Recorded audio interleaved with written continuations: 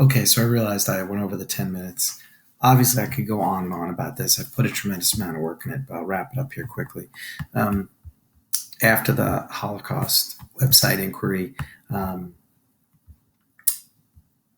that's basically the end of that section of the unit. I do finish the year with, we return to it, and I use this for my final assessment. Now, along the way, I have various assessments. All those written tasks are assessments, but the final research paper is the final grade for the class. It serves as my final exam grade. It all lives through Google Classroom, but I use my website, my domain, rayo.org, and there's an entire project page just for this research project. My kids are currently engaged with it now. It's due June 12th.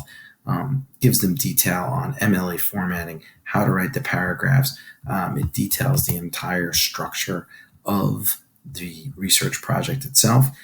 They're basically choosing either the slave trade or the conquest of Native American Indians, and they're comparing and contrasting that with the oppression of the Jewish people during the Holocaust in four categories: resistance, control, legality, human impact.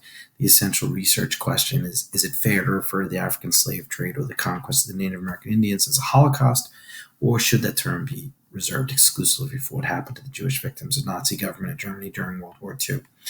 It's a high school level paper, prepares them for high school.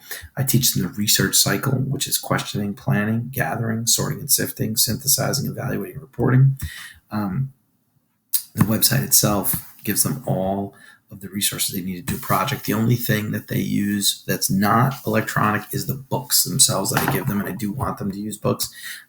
I've pre-screened and pre-selected dozens of links that will guide them in their research. So while they are reading and interpreting, I have the links and the websites organized by individual research area, and each sub research area has its own question that guides the research.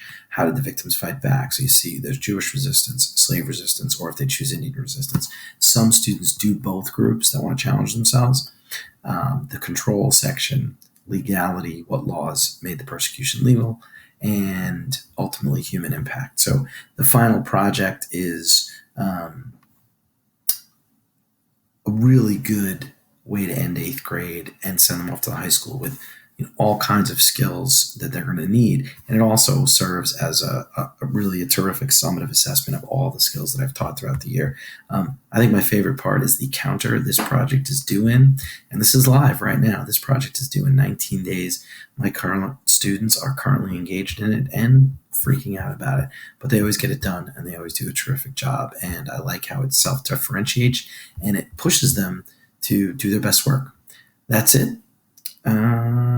Please let me know if you have any questions on the forum.